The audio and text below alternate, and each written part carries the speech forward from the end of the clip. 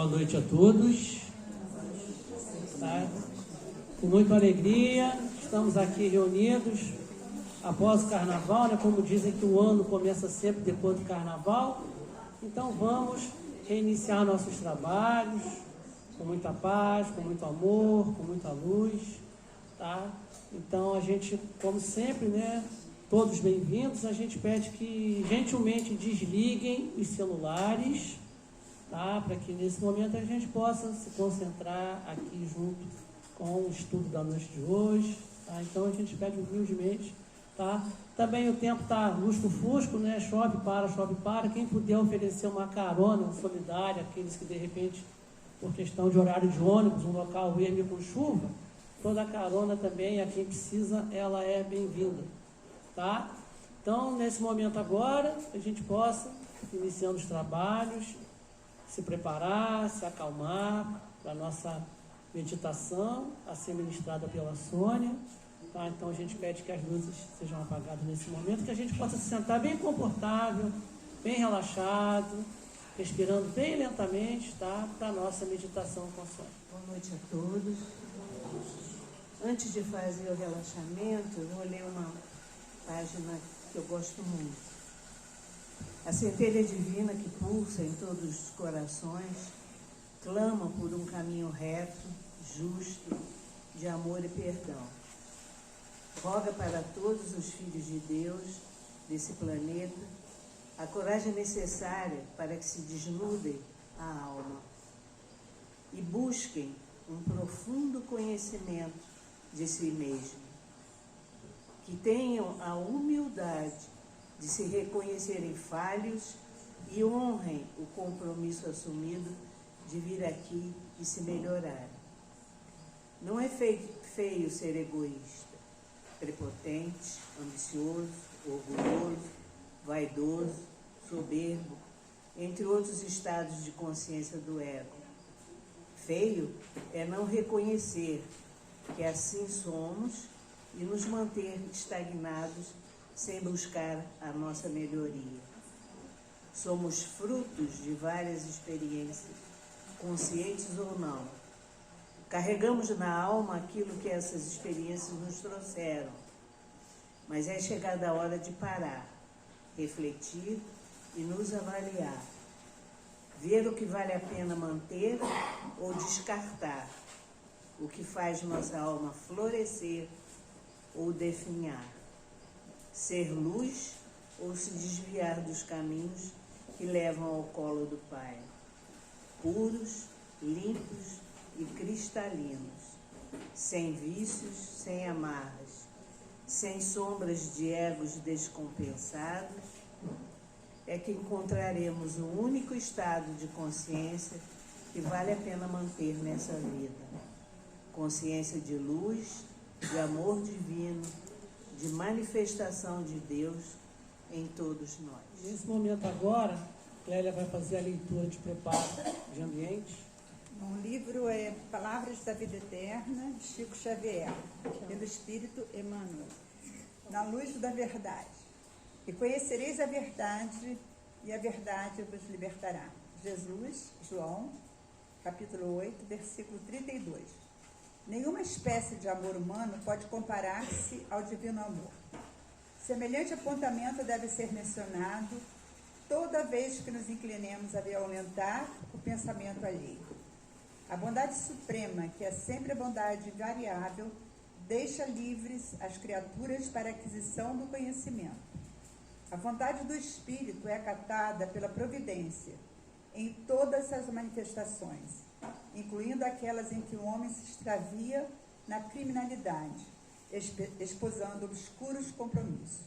A pessoa converte, pois, a vida naquilo que deseja, sob a égide da justiça perfeita que reina em todos os distritos do universo, determinando seja concedido a cada um por suas obras. Elegemos os tipos de experiência em que nos propomos estagiar, nessa ou naquela fase da evolução. Discórdia e tranquilidade, ação e preguiça, como erro e corrigenda, débito e resgate, são frutos de nossa escolha.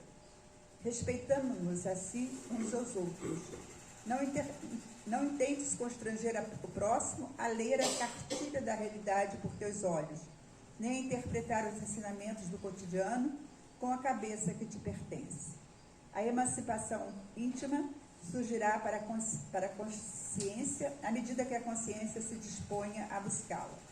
Rememoremos as palavras do Cristo: conhecereis a verdade e a verdade vos libertará.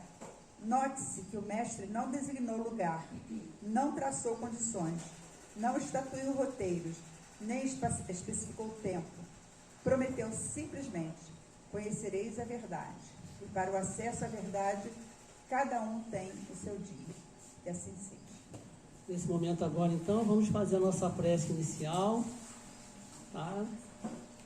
Senhor Deus, nosso Pai maior, Jesus, divino e amado Mestre, cá estamos mais uma vez reunidos em mais uma noite de atividades dentro de vossa seara. Agradecemos a presença dos nossos mentores da espiritualidade superior e que ao sairmos daqui, após o trabalho de hoje, mais sábios, mais felizes, com o coração puro e prontos para a nossa jornada, a nossa missão aqui na Terra, também com nossos irmãos da pátria espiritual. Fica conosco, Senhor, que assim seja, graças a Deus. Tá, com muita alegria na noite de hoje, a gente recebe nossa irmã Camila Gratival, seja bem-vinda, Camila, tá? Com o tema da noite de hoje, como educar o pensamento. Tá? Então, seja bem-vinda, Camila. Boa noite a todos. Assim, né? Para vocês tá bom assim ou do outro jeito? Tá? É melhor com o microfone ou sem microfone? Com o microfone. Eu adoro o microfone. Pronto, resolvido. Então, agradeço a oportunidade, né, da Clélia ter me chamado para vir estudar com vocês essa noite. E esse tema, né, como educar o pensamento, essa proposta foi só para atrair vocês, porque não vai ter receita de bolo aqui. Porque, como disse a leitura inicial, não existe, né, receita de bolo. Jesus em nenhum momento deixou para a gente uma receita de bolo de como fazer para que a gente possa se libertar das amarras que nós trazemos. O que ele nos convida o tempo inteiro é que a gente busque fazer reflexões, busque alimentar o nosso espírito para que de dentro para fora, numa tomada de consciência, a gente possa fazer as modificações necessárias para a nossa evolução, para que a gente se torne um ser melhor, uma pessoa melhor.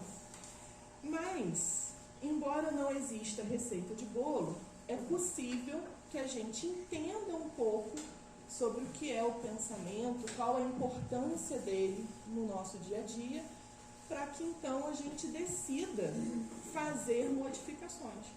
Então, o que eu trago aqui hoje são reflexões minhas, né? É o meu colorido sobre esse assunto. Mas eu já deixo o convite para que depois cada um mergulhe e procure, né, nas bases de Kardec, nas obras acessórias que a gente tem na doutrina espírita, né, as obras complementares, André Luiz, Leon Denis, ou até mesmo na ciência. A base para que a gente possa construir dentro de nós essa certeza que faça a gente querer mudar o polo, a sintonia em que nós estamos hoje. Então, eu começo o estudo trazendo esse livro e a figura de Dr. Bezerra de Menezes. Para quem está vindo a casa a primeira vez e não conhece Bezerra de Menezes, Bezerra de Menezes é um vulto muito importante dentro do Espiritismo, porque no final do século XIX, início do século XX, ele, como médico sanitarista, ele vai fazer uma mudança importante na sua vida e vai se colocar como aquilo que a gente popularmente chama, né, dentro do movimento espírita, de apóstolo do Espiritismo. Ele vai ser fundamental para a divulgação do Espiritismo no Brasil. E como médico sanitarista, ele vai se dedicar a cuidar e atender aos pobres, né? Até o seu último minuto de vida aqui no planeta. Chegando à oportunidade de, ao despertar no plano espiritual, ser convidado a ir para esferas superiores, porque na última encarnação dele, né, ele alcança tudo aquilo que ele precisa em termo intelectual, em termo moral, né, como espírito, e ele diz que não. Ele diz que ele prefere continuar aqui na psicosfera terrestre, socorrendo e auxiliando a todos aqueles que sofrem. E por isso ele é uma das pessoas mais homenageadas, né? Casas espíritas pelo Brasil inteiro se chamam Associação Espírita Bezerra de Menezes, Grupo Espírita Bezerra de Menezes, por causa da importância que ele teve. E lá no final do século XIX, início do XX, ele vai escrever esse livro chamado A Loucura sobre o Novo Prisma, onde ele vai observar a vida do filho dele. Ele tem um filho e esse filho ele sofre o que naquela época era chamado de loucura, de retardo mental, e hoje a gente chama de transtorno mental. Então ele tinha um filho com transtorno mental e ele começa a observar que para além das questões biológicas, existia ali uma questão também espiritual.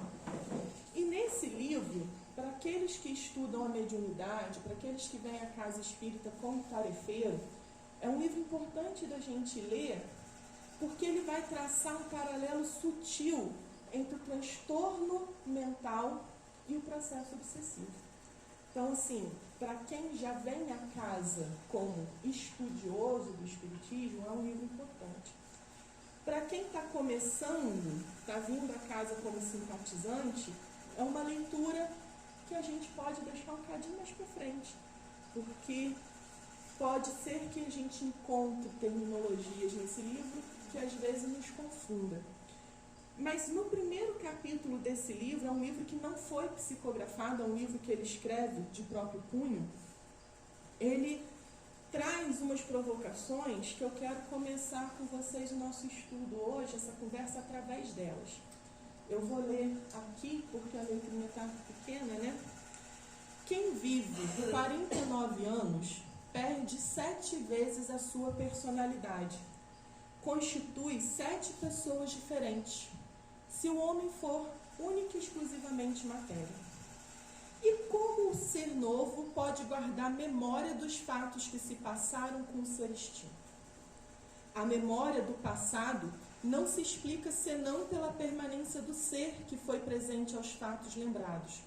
E se hoje nos lembramos dos fatos da nossa infância, é porque somos hoje o mesmo ser que éramos naquele tempo. Se, porém, somos exclusivamente matéria, e se esta é substituída por outro de 7 em 7 anos, como sermos hoje o mesmo ser que fomos na infância, como nos lembramos hoje de fatos daquele tempo? As afirmações que Bezerra de Menezes faz no final do século XIX, início do século XX, elas permanecem e são corroboradas até hoje pela ciência. Existe um químico chamado Jacob Moleschott, é porque é francês, eu não sei pronunciar, né? Mas ele, dentro da área da cardiologia, os escritos dele é muito estudado, porque ele também vai dizer que os nossos fluidos, aquilo que a gente carrega dentro do nosso corpo, também se renova a cada 7 anos. E a gente consegue comprovar isso. Se a gente olha para o espelho hoje, a gente percebe que a nossa pele envelheceu, o cabelo mudou. A gente consegue perceber essa mudança física da matéria. Nós hoje não temos mais aquela pele de pêssego de criança, né? Mas ainda somos todos lírios do campo, né? No jardim do Senhor, todo mundo lírio do campo. Mas a gente percebe que já envelhecemos, que a nossa matéria física ela já se modificou. Mas se tudo isso, toda essa matéria física que nos compõe se modificou, como que a gente consegue lembrar daquilo que fomos lá na infância? Como que a gente consegue provar um doce e saber que ele tem gosto da casa da avó, que o perfume tem cheiro da madrinha, lembrar do que aconteceu na escola? Porque se a gente é única e exclusivamente matéria, o local no nosso cérebro onde essas informações foram armazenadas, elas já se modificaram. Por que a gente não perdeu a memória? Se a gente muda a constituição física e a gente percebe quando o cabelo cresce, a gente corta, a unha cresce, corta, a gente pega sol, a pele descama, como que no nosso cérebro, o lugar onde a gente armazena a memória, as lembranças, ela não se perde? A gente ainda guarda. Bezerra vai dizer pra gente: dai ao homem a essência imutável, imaterial, e mudai quantas vezes quiser de seu corpo material, que o ser essencial guardará a memória dos tempos passados. Sem isto, jamais poderei seriamente explicar o fenômeno da memória. E este fenômeno é a prova irresistível e esmagadora de que o homem não é somente corpo-matéria, de que existe nele um princípio imaterial, a que chamamos alma ou espírito. As nossas lembranças, as nossas vivências, elas não estão registradas no nosso cérebro. O nosso cérebro, ele é um decodificador. O nosso cérebro, ele é um transformador. Mas aí a gente pode se perguntar: mas Camila, quando a pessoa tem Alzheimer, ela vai perdendo as lembranças. Quando a pessoa tem Alzheimer, o cérebro ele vai se deteriorando e a dificuldade dessa pessoa manter a memória atual, mas a memória mais antiga ela se lembra. Então, quando a gente pensa, quando a gente se lembra, na verdade, o nosso cérebro ele está funcionando como um transformador.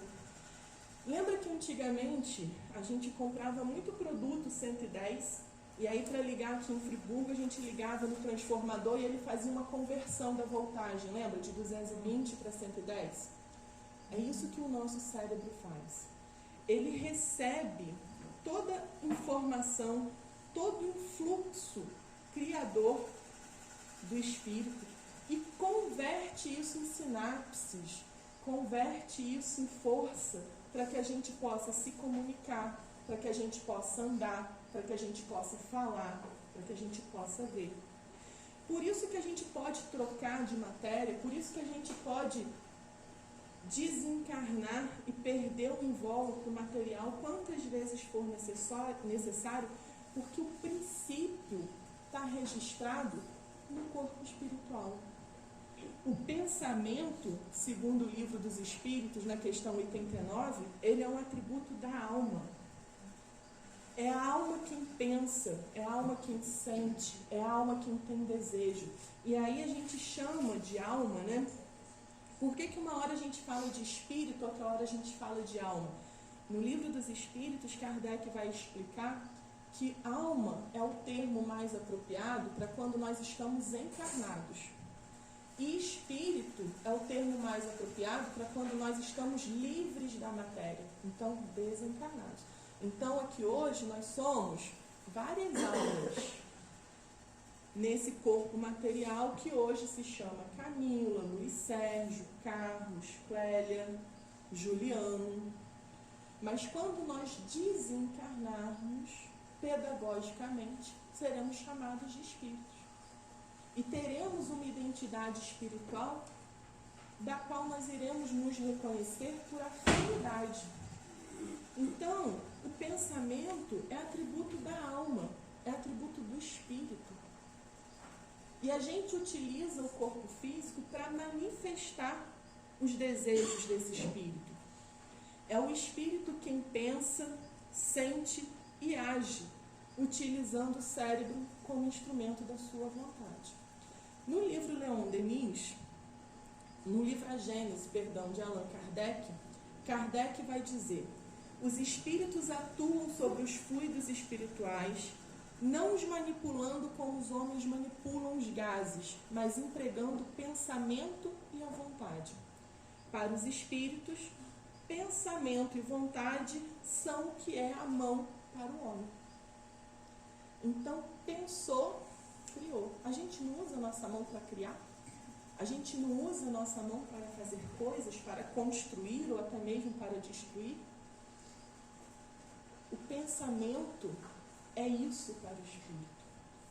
É a força da qual ele se utiliza para construir, para criar ou até mesmo para destruir. Pensou, criou. Pensou, criou. Pensou, criou. Pensou e criou. Então, nesse momento, tudo isso que nós estamos pensando agora, que está passando pela nossa cabeça, está sendo criado aqui nesse salão. É o que a gente vai encontrar André Luiz explicando, que se chama de psicoesfera. Então, nesse ambiente que está relacionado com a esfera, que relaciona-se ao meio ambiente, né, a um lugar, e psico, de psique, né, de mente, nós estamos criando várias formas de pensamentos que podem ser sutis, podem ser boas, podem trazer acolhimento, ou que podem ser ruins e podem trazer desolação, pode trazer angústia. Isso depende daquilo que a gente está pensando, isso daquilo que a gente está criando. Leon Denis, no livro Problema do Ser, do Destino e da Dor, ele vai dedicar um capítulo só para explicar o que é o pensamento como atributo da alma. E ele vai dizer que são 3 virtudes que o espírito precisa alcançar para que ele possa evoluir a esferas mais adiantadas, que é o amor, a vontade e o pensamento. Que quando a gente conseguir conjugar esses três atributos da alma, esses 3 atributos do espírito, em perfeita harmonia, pensamento, amor e vontade, nós vamos então conseguir dar um salto evolutivo na nossa trajetória espiritual. Eles precisam estar em extrema harmonia. Muitas vezes a gente cultiva o amor, mas o amor sem pensamentos bons, ele se torna prisão. A vontade sem o desejo do amor, de estar bem, não esse amor humano que nos liga homem e mulher, mas um amor maior, no sentido mais amplo da palavra, de fraternidade.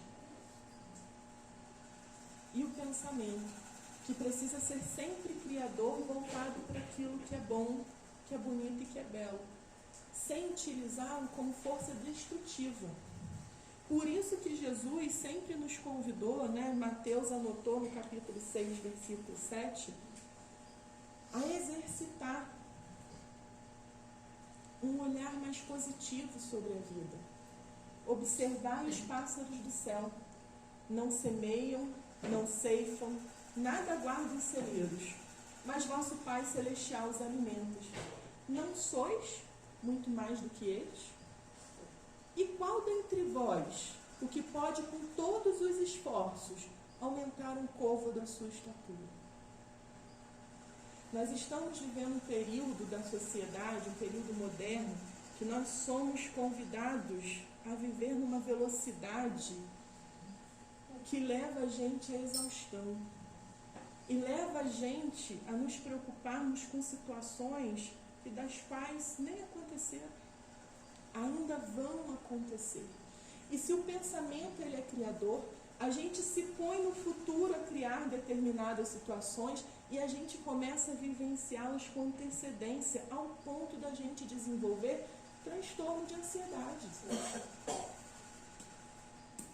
Não é que a gente não tenha que se planejar, não é que a gente não precise se preparar para viver o futuro, não é isso. É claro que a gente precisa se antecipar aos problemas, a gente precisa se preparar, mas é a forma como a gente está vivenciando o futuro. são tantas as situações, são tantos os pensamentos que passam pela nossa cabeça, a gente se preocupa de tantas questões e sempre de uma forma tão negativa que a gente acaba entrando em desarmonia. E aí Jesus já deixava, né, uma mensagem de combate, de profilaxia. Vocês não são muito mais do que os pequenos animais? E Deus não está cuidando da natureza, dos pequenos animais, porque nós, espíritos imortais, filhos amados, muito queridos de Deus, não vamos estar amparados, não vamos estar sendo cuidados. Por que nós estaríamos completamente abandonados à própria sorte? Quem de nós aqui, vivenciando todos os problemas que vão acontecer lá na frente, daqui a 2 meses, 3 meses, pode de fato mudar aquilo pelo qual a gente precisa passar? A gente pode suavizar, é verdade. A cada um segundo as suas obras. A gente já até estudou isso aqui no início do ano, lembra? Para quem veio, né? Ou foi no início, ou foi no finalzinho. Porque tudo faz parte das nossas escolhas, de como a gente conduz a nossa vida. Mas aquilo que a gente de fato precisa passar, que é o nosso compromisso para nos melhorarmos espiritualmente, a gente suaviza. Mas a gente não vira a página sem aprender a lição. Porque todos nós estamos aqui hoje com uma missão que é de nos aprimorarmos, que é de aprendermos na convivência, que é de aprendermos com as nossas reflexões, com os nossos erros. Então a gente precisa vivenciar o erro. O errar não é ruim. A gente precisa entender isso. Infelizmente a sociedade coloca pra gente que a gente precisa ter um rendimento excelente, a gente precisa ser a melhor mãe, o melhor profissional, o melhor tudo. E exige da gente um rendimento de excelência do qual nós não somos capazes de entregar e a gente sofre por isso. E aí a gente fica com medo de errar, mas não existe aprendizagem sem o erro. É justamente o momento do erro que nos coloca em desequilíbrio e permite que a gente reflita sobre o que está acontecendo e permita que a gente crie um novo caminho, um novo olhar. Não existe aprendizagem sem a reflexão do erro. Então a gente precisa aprender a confiar mais. E para a gente confiar mais, isso é uma busca de cada um. Como disse a leitura inicial. Aonde cada um de nós vai ter que buscar construir dentro de si essas bases sólidas que vão permitir com que a gente se olhe no espelho e perceba, não, agora eu preciso mudar. Que vai buscar nos religar com o sagrado. Não interessa se é na casa espírita, se é no terreiro de Umbanda, se é na igreja católica, no templo evangélico, no budista. O importante é que a gente decida se reconectar com o sagrado, com aquilo que é a nossa essência espiritual, com o que é bom, com o que é bonito, com o que é belo. Essa é a nossa proposta. Kardec vai dizer que a fé inabalável é aquela que pode encarar a razão em diversas fases da humanidade. Por isso que eu falei no início, busquem a leitura, busquem os textos de Kardec, busquem as obras acessórias, busquem a ciência. Construa dentro de cada um essas bases para que a gente possa encarar as diversas etapas de sociedade que nós vamos passar com segurança, com a certeza de que nós não estamos abandonados nem sozinhos.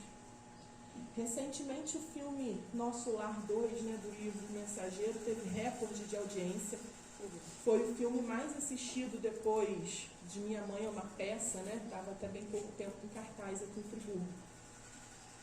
E mostra o relato, né, de um espírito protetor que aguardou pacientemente que um espírito endurecido, rebelde, estivesse pronto para ser resgatado e ser levado ao cuidado. Porque assim é da vontade de Deus, assim é da vontade do Cristo. Nenhuma das ovelhas que o Pai me confiou se perderá. Cada um vai chegar a seu tempo, uns mais rápidos, uns mais devagar, mas todos no seu tempo de desenvolvimento. Então é necessário que a gente aprenda a confiar. E para a gente aprender a confiar, a gente precisa olhar para as situações da vida e se perguntar: o que isso representa para mim? O que essa situação quer dizer para mim? O copo está meio cheio ou o copo está meio vazio? Uma pessoa negativa, ela vai entrar em pânico. Ela vai dizer: a água está acabando, agora ninguém mais bebe água, chega, não distribui. Uma pessoa mais positiva, ela vai dizer: não, a gente já tem a metade da água. Já a gente consegue mais, o copo está meio cheio. Como que a gente encara a vida? Que tipo de pessoa nós somos diante do problema? A gente é aquela que vai remoer infinitamente o problema, e cada vez que a gente pensar no problema de forma negativa, a gente está criando o problema de novo,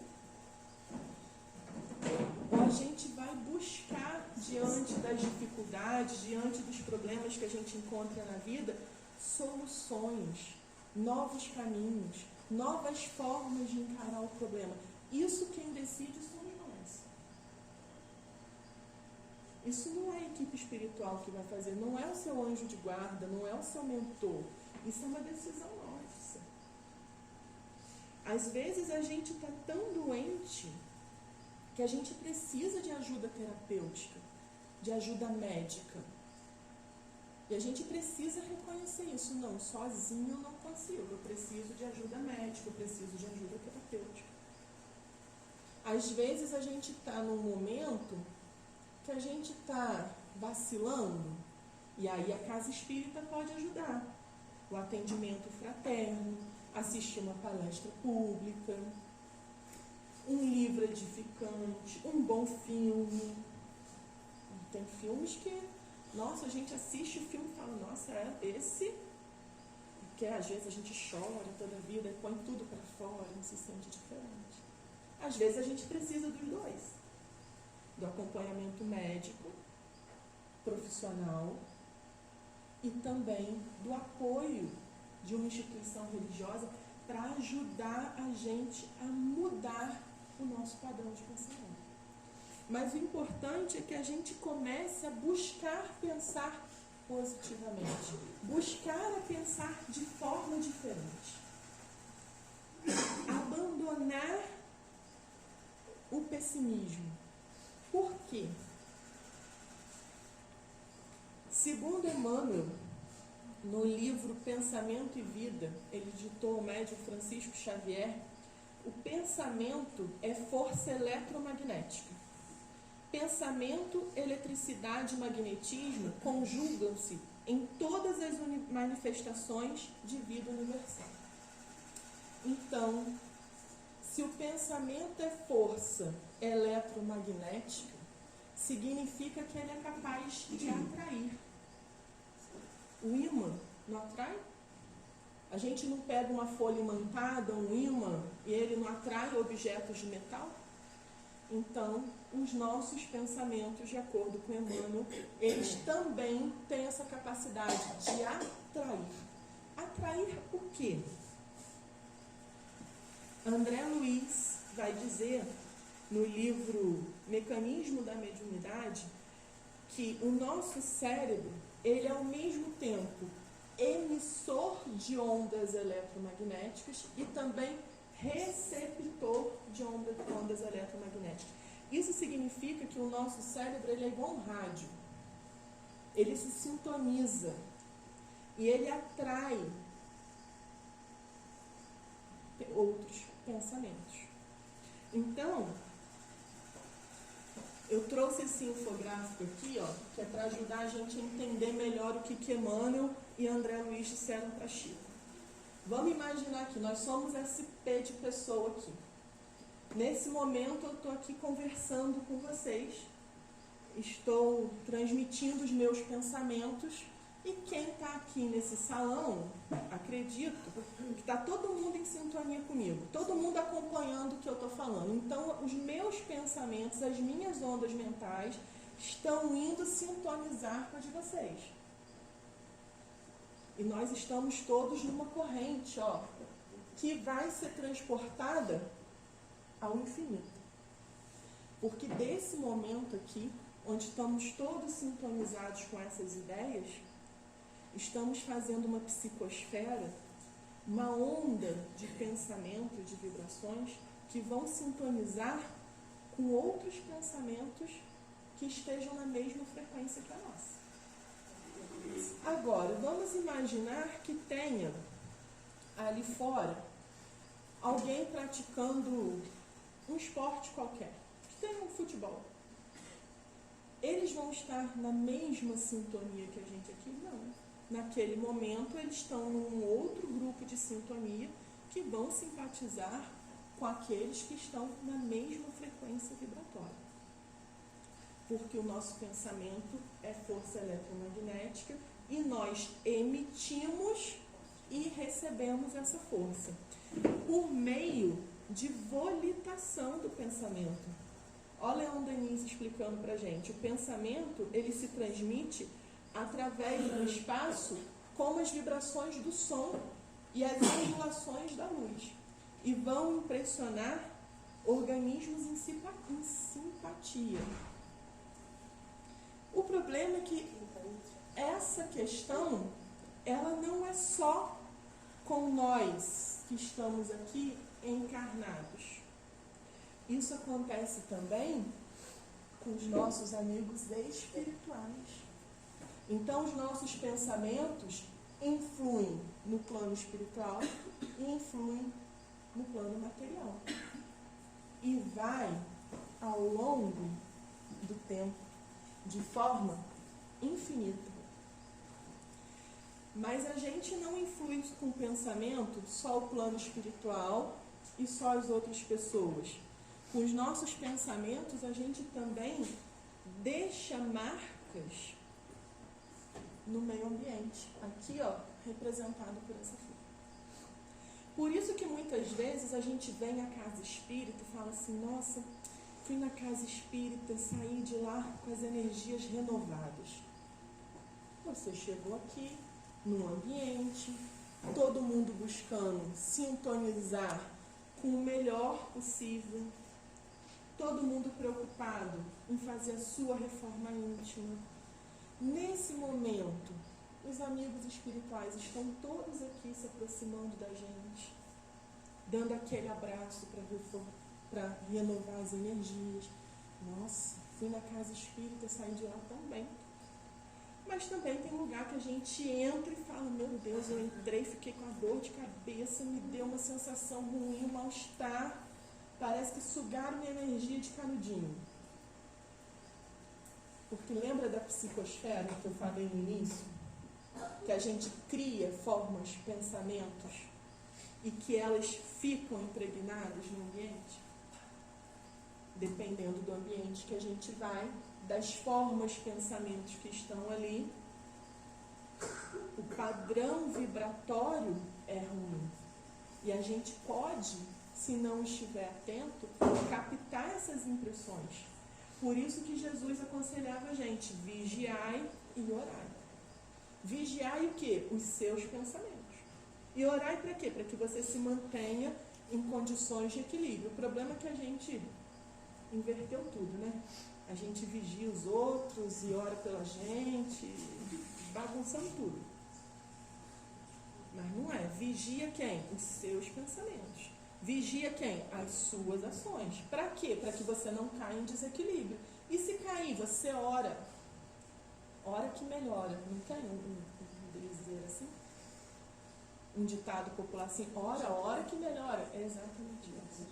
Porque quando a gente entra num estado de oração, a gente se conecta com aquela parte dos nossos amigos espirituais que estão ao nosso lado para ajudar na nossa jornada evolutiva, no nosso desenvolvimento espiritual.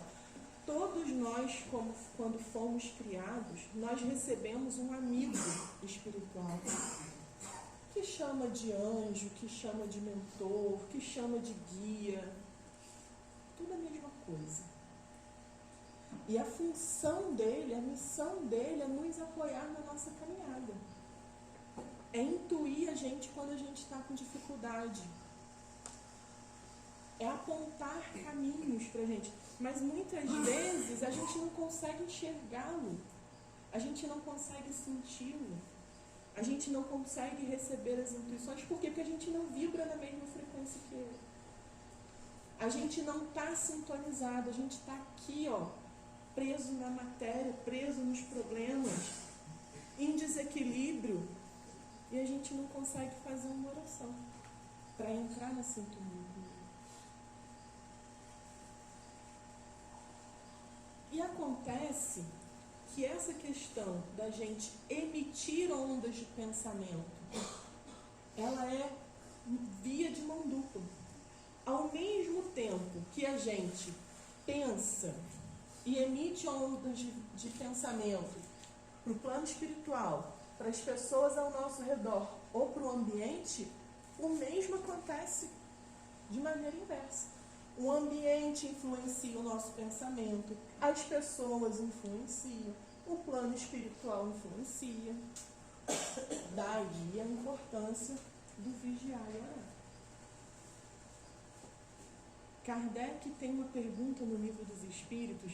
Normalmente, quando a gente lê, a gente fica até um pouco assustado, porque pergunta, eu não vou lembrar exatamente como que é, mas pergunta assim, a resposta é que na maior parte das vezes são os espíritos que vos dirigem, A pergunta é se os espíritos influenciam na nossa vida. E aí a resposta é, na maior parte das vezes, são eles que vos dirigem. Porque às vezes a gente está num estado de sonolência, de dormência do nosso pensamento, que a gente se deixa influenciar sem perceber que cabe sempre a nós a decisão final de qualquer ato. Se eu estou no trabalho e junto um grupinho da maledicência, a decisão de permanecer ou de se afastar é minha. Se eu estou no ambiente e o ambiente é ruim, a decisão de permanecer ou se afastar é minha. Se eu tenho companheiros espirituais que podem estar trazendo o meu desequilíbrio, a decisão de permanecer ou afastar é minha. A escolha é sempre nossa. A isso a gente chama de livre-arbítrio.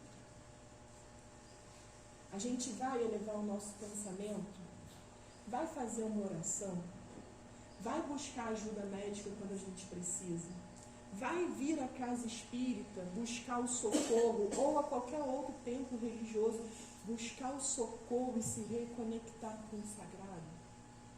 A gente vai se modificar, a decisão é sempre nossa. Mas como? Como que a gente pode fazer para mudar? O que a gente pode sair daqui hoje pensando do que fazer para mudar? Aí a gente começa com algumas sugestões que, claro, não saíram da minha cabeça, eu pesquisei, gente? Vamos lá. Vigiar. Vigiar os nossos pensamentos. e fazer a correção da nossa tela mental.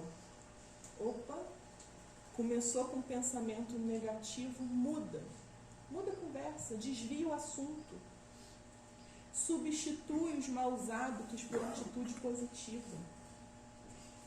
Às vezes a gente precisa trocar. Eu sempre trabalhei na minha vida profissional de manhã. E lá em casa eu tive a péssima ideia de fazer sala e cozinha no estilo americano, sabe? Então, da minha sala eu vejo a cozinha, da cozinha eu vejo a sala. E aí senta para tomar café da manhã, o que eu faço? Ligo a televisão. 6 horas da manhã, 5 horas da manhã eu estou vendo telejornal. Hora do almoço, liga a televisão. São as mesmas notícias, só mudou o apresentador. Hora de dormir, vou ver o jornal, são as mesmas notícias que eu vi 5 horas da manhã, com outro apresentador. Não dá. Não dá, gente. Eu tive que decidir mudar. Eu não preciso ver as mesmas notícias que muitas vezes leva a gente a fazer pré-julgamentos, baixar o nosso padrão de pensamento. 3 vezes ao dia a mesma coisa.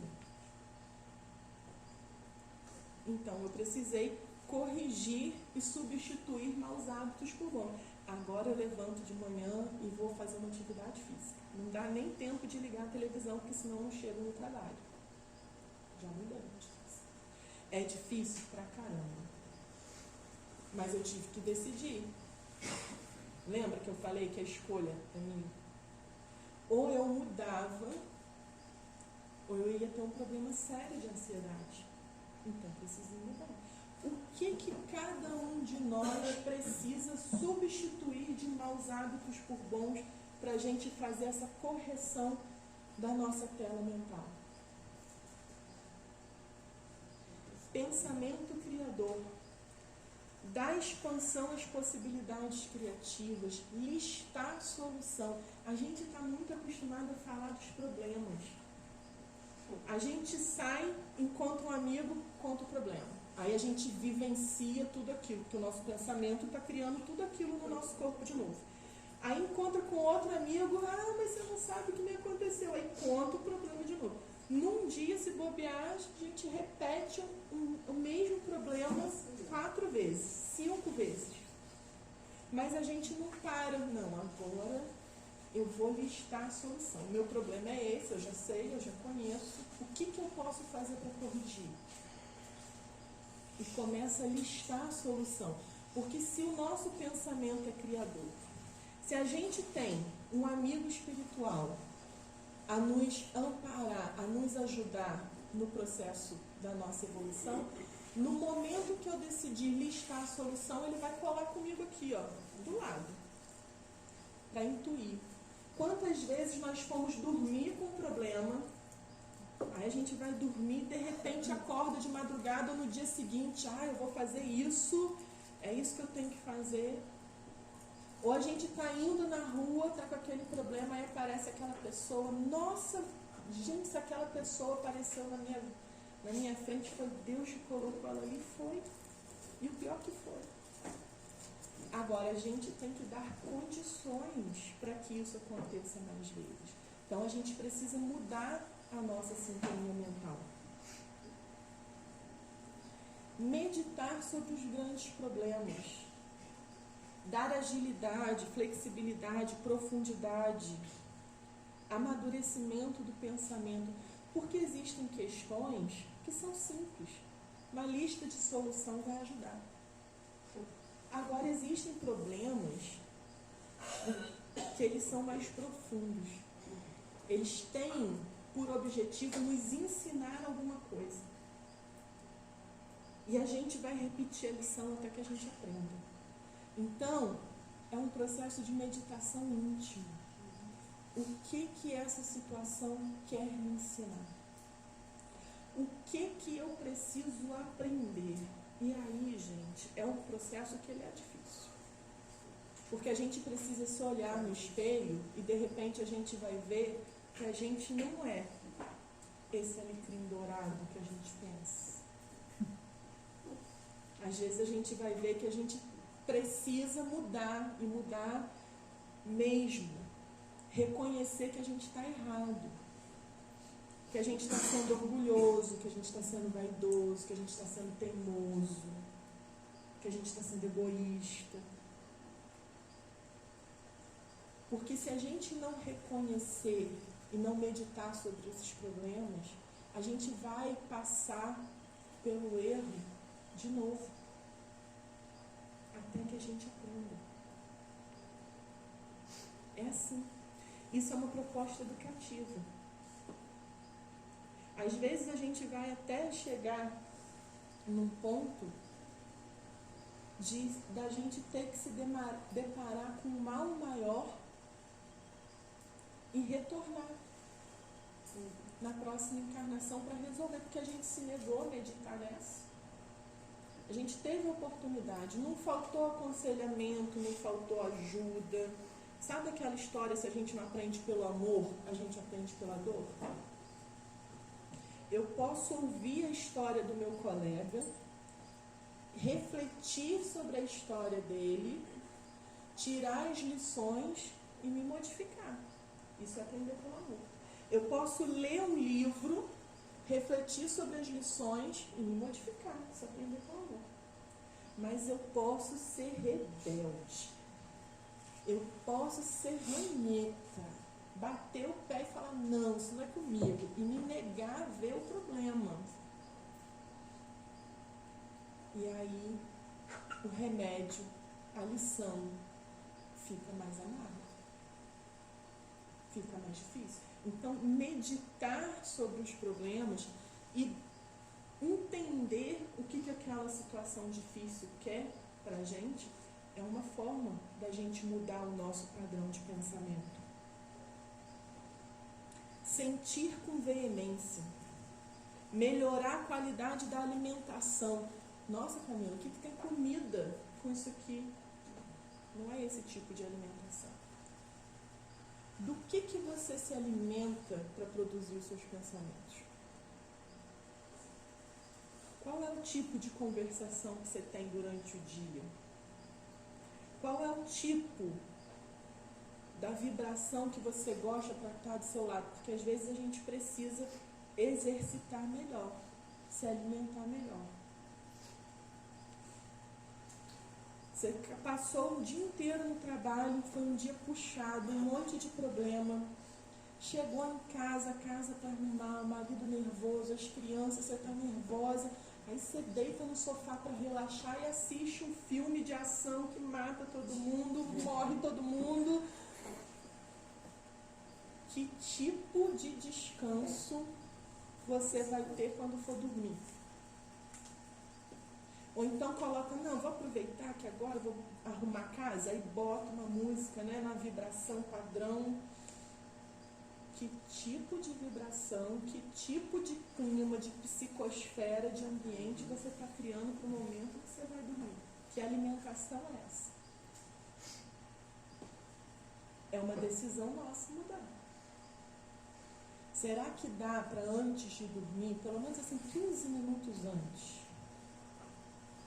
abaixar a luz, trocar, né, tirar essa luz branca, gente? Essa luz branca, ela tem um problema sério. E assim, eu sou míope. Lá em casa todas as luzes são brancas porque a luz amarela me dá problema de profundidade. E é uma briga com meu marido, ele apaga a luz e eu deixo a casa toda acesa. Mas assim, a luz branca, ela tem uma frequência que ela deixa o nosso cérebro excitado. Tanto que quando a gente está dentro do shopping, você passa horas dentro do shopping sem ter a sensação de que a vida lá fora, no ambiente natural, esclareou, escureceu, porque a luz branca ela mantém uma frequência que mantém o seu cérebro excitado. Então, assim, dá para 15 minutos antes desligar a luz branca, acender uma luz amarela, numa frequência mais baixa, pegar um livro para ler, escolhe um romance. Um livro, não, Camila, eu estou muito sem concentração, eu não consigo. Então, um livro de página curta. Uma mensagem antes de dormir. Para você abaixar a sua excitação diária. Para você mudar os estímulos que chegam para o seu corpo, para o seu pensamento, diminuir a frequência de excitação. A gente pode fazer isso. Até a aromaterapia ajuda. Às vezes uma florzinha de lavanda no quarto, ou uma gotinha do óleo essencial de lavanda no travesseiro, para trazer aquele cheiro, né, suave da lavanda e abaixar o nível de ansiedade. A gente precisa mudar a alimentação que a gente tem para que a gente possa produzir pensamentos melhores. Buscar a Deus em todos os momentos. Elevar os pensamentos na direção dele. Observar Deus nas pequenas coisas. Hoje começou a chover e trovejou e ficou escuro. De repente eu olhei para a janela, estava chovendo, fazendo sol, eu saí para ver o arco-íris. A gente conseguiu? Quantos de nós conseguimos? Quantos de nós tivemos esse privilégio de observar no final da tarde de hoje o arco-íris? Quantas vezes nós saímos para ir para o trabalho apressados, cansados, já respondendo um monte de problema no WhatsApp, e a gente sequer tem coragem de levantar a cabeça e ver o céu azul, de ver a beleza das árvores. Nós aqui em Friburgo moramos num lugar privilegiado. As quaresmeiras estão floridas na beirada da avenida, a gente para no engarrafamento, olha para o lado e aquela quaresmeira roxa, linda, carregada de flor. Quantas vezes a gente parou para observar? E a paineira, minha preferida, lá em frente ao Frivel, enorme, florida.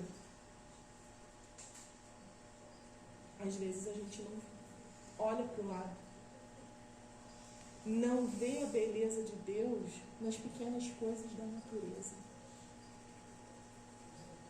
E aí basta às vezes um suspiro, um momento de contemplação para um animal, para o canto de um pássaro, a admiração de uma flor, para que a gente consiga mudar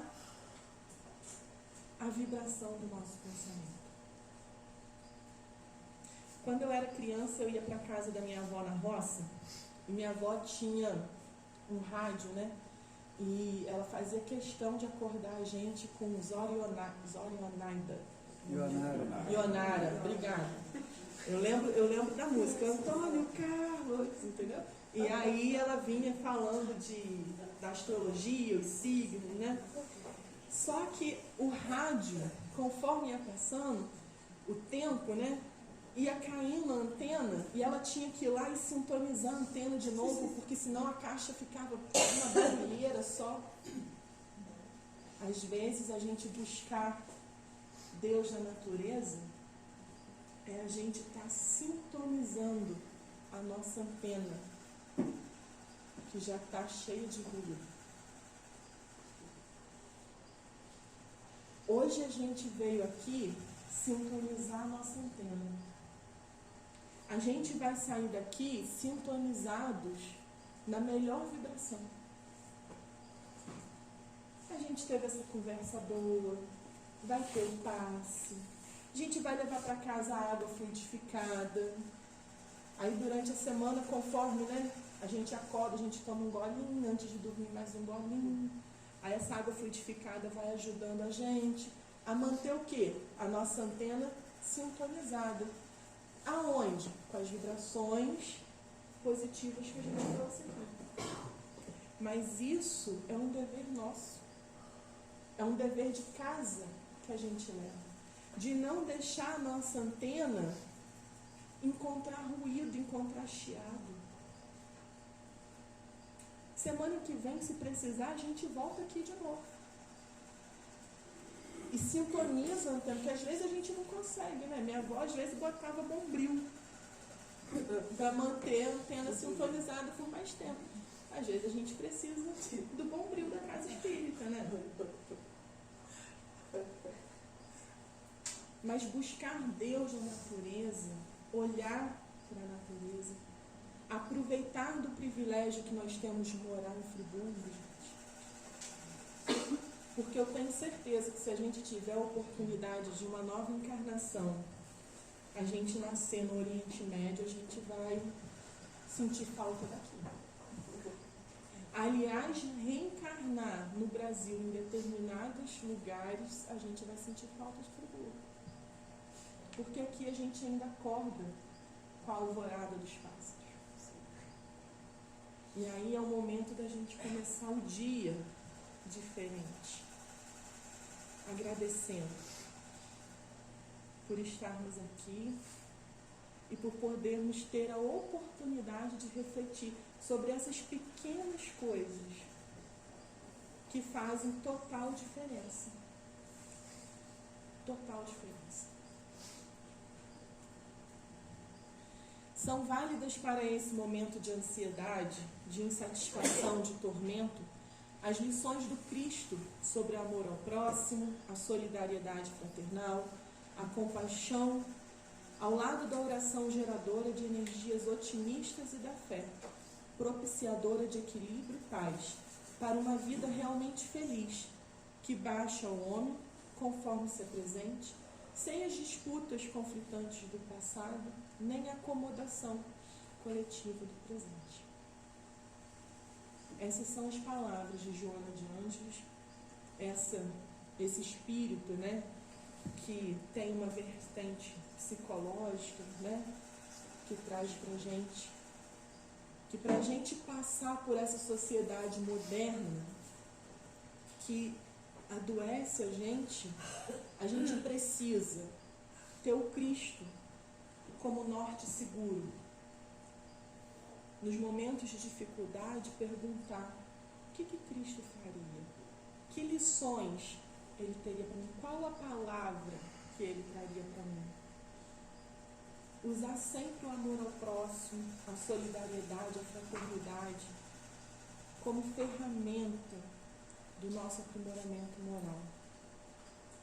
E a certeza de que, para o passado, a gente olha rapidamente para seguir em direção ao futuro. Quando a gente dirige um carro, o retrovisor, ele é usado só para a gente tomar decisões de ultrapassagem que nos levam mais adiante. O importante mesmo é o para-brisa. Então, ele é importante. Na nossa vida é a mesma coisa. O passado é para a gente olhar para trás e pensar assim, nossa, a julgar pela história da humanidade, eu não prestei. Mas agora, daqui para frente, eu quero ser uma pessoa melhor. E seguir adiante. Porque aquilo que a gente foi, a gente não consegue mudar. Mas aquilo que a gente vai ser, a gente constrói a partir de hoje. Corrigindo a nossa tela mental, mudando os nossos pensamentos. Para finalizar o estudo, eu trouxe um vídeo. Eu não sei se o áudio vai estar bom. Ele é um trecho de um filme chamado Quem Somos Nós. Se procurar no YouTube tem.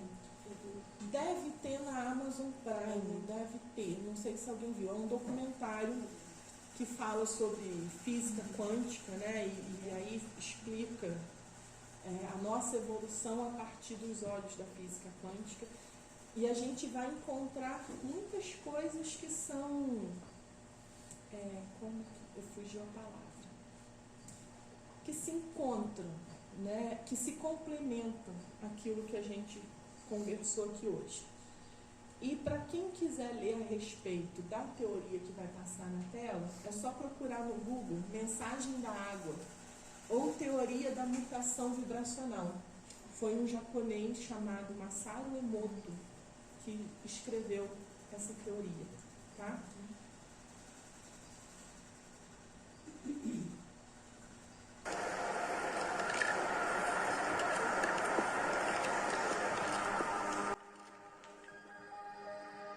Nossa exposição do metrô veio do Japão, do Sr. Masaru Emoto.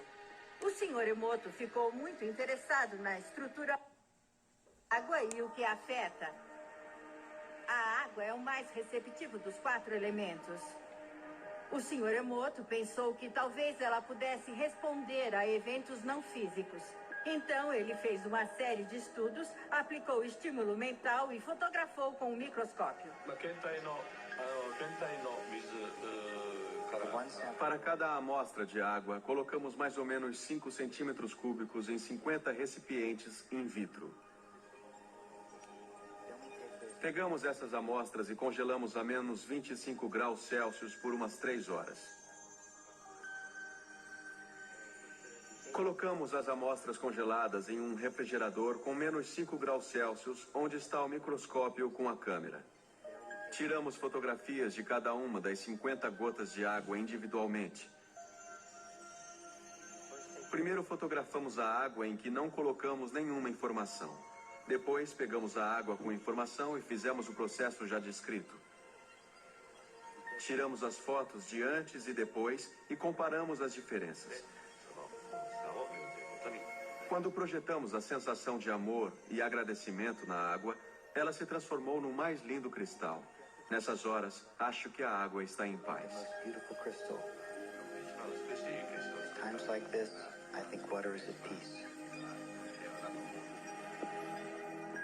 Esta é a foto da água da represa de Fujiwara.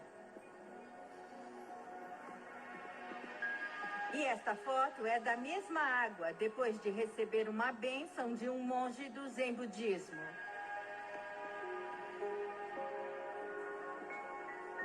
Agora, na próxima série de fotos, o Sr. Emoto imprimiu palavras, colocou-as nas garrafas com água destilada e deixou de um dia para o outro. Esta foto é da água destilada pura. Essa é sua essência. As próximas fotos, como podem ver, são todas diferentes. Esta é o Ki do amor. Vamos nos aproximando aqui do obrigado. E pode ver onde ele colocou as palavras aqui no vidro. Se soubessem ler japonês, já saberiam disso. Agora o Sr. Emoto diz que o pensamento ou a intenção é a força que guiou tudo isso.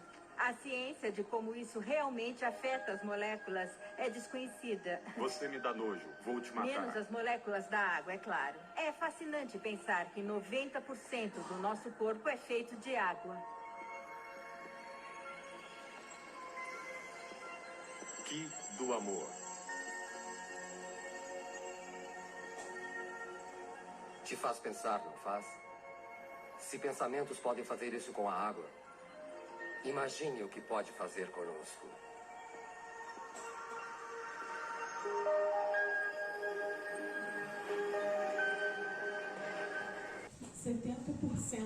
Do nosso organismo é formado por água.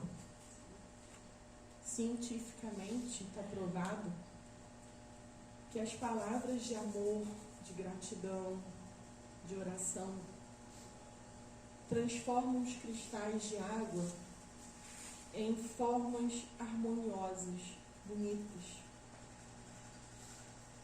E quando essa mesma molécula de água foi exposta a palavras de ódio, de rancor, de amargura, as moléculas de água se deformaram. O que o nosso pensamento não faz com o nosso corpo, que é 70% de água? Que a gente possa, então, buscar, a partir de hoje, exercitar mais o pensamento positivo, buscar mais o equilíbrio, uma alimentação mental adequada, os momentos de tranquilidade, para que a gente possa encontrar a harmonia que o nosso organismo precisa para estar aqui vivendo essa oportunidade reeducativa que se chama reencarnação. Que Jesus nos abençoe e ampare hoje e sempre. Muito obrigada pela oportunidade espírita. E a Sônia vai fazer para a gente a nossa prece final da noite de hoje. Agradecemos então a oportunidade de estarmos aqui reunidos novamente para receber essas bênçãos maravilhosas. E pedimos à nossa Mãe querida que abençoe com as sagradas contas do seu rosário a nossa saúde, nossas cabeças, nossos planos, nossos sonhos. Ilumine com fé os caminhos, a esperança e nossos lares. Abençoe e proteja, como sob o seu sagrado manto de amor, todos que habitam o nosso planeta Terra. Que a nossa semana seja repleta de muita saúde, muita paz, muita alegria. Que assim seja, graças a Deus. Gente, olha, a gente está percebendo, pós-carnaval, estão surgindo muitos casos de Covid. Lógico que para quem se vacinou, a Covid é fraca, né? Não dá grandes problemas. Mas a gente pede assim às pessoas que estiverem com sintomas gripais, algum sintoma de Covid, né? Que possa lembrar Covid, que venham com máscara, tá? Outra coisa que nós pedimos também é que na comunidade onde a gente mora, né, na nossa casa, na casa dos vizinhos, a gente passe também a dar uma olhada nos focos dos mosquitos. Porque tem muitos casos de dengue, e dengue não é uma doença bobinha, né?